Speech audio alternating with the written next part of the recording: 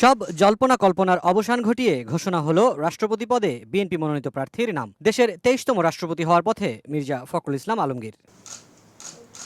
নির্বাচন কমিশনে দলীয় প্রার্থীর মনোনয়ন জমার শেষ দিনে প্রার্থী চূড়ান্ত করতে সচিবালয়ে বিশেষ বৈঠক ডাকেন বিএনপি চেয়ারম্যান তারেক রহমান। স্থায়ী কমিটির সদস্যসহ নীতি নির্ধারণী এই সভায় রাষ্ট্রপতি পদে দলের মহাসচিব ও স্থানীয় সরকার মন্ত্রীর দায়িত্ব পালন করা মির্জা ফখরুল ইসলাম আলমগীরের নাম চূড়ান্ত করা হয়।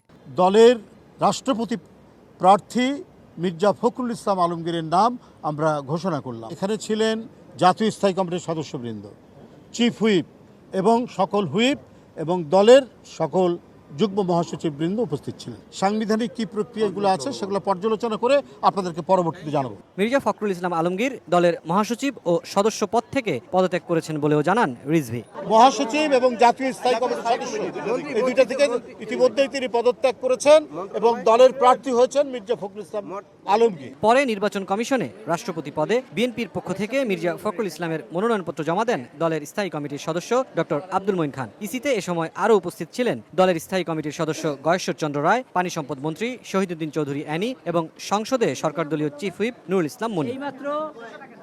রাষ্ট্রপতি নির্বাচন কোনো নিয়ম রক্ষার আয়োজন নয় বলে মন্তব্য করেন বিএনপির জ্যেষ্ঠ নেতা গয়েশ্বর। আর চিফ হুইপ জানান, গণতন্ত্রের সৌন্দর্যের জন্য রাষ্ট্রপতি নির্বাচনে অংশ নিয়েছে বিরোধী দল। এটা কোনো মতে নিয়ম রক্ষার নির্বাচন না, এটা সংবিধান এবং আরপিইউ সমন্বয়ে যেটা হওয়া উচিত সেটাই হচ্ছে।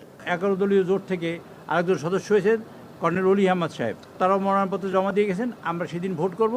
এটা গণতন্ত্রের বিউটি হলো আমরা কন্টেস্ট করেছি, নির্বাচিত হয়েছি, নির্বাচন করেছি। রাষ্ট্রপতি বেছে নিতে আগামী 20 আগস্ট জাতীয় সংসদে ভোট দেবেন সংসদ সদস্যরা।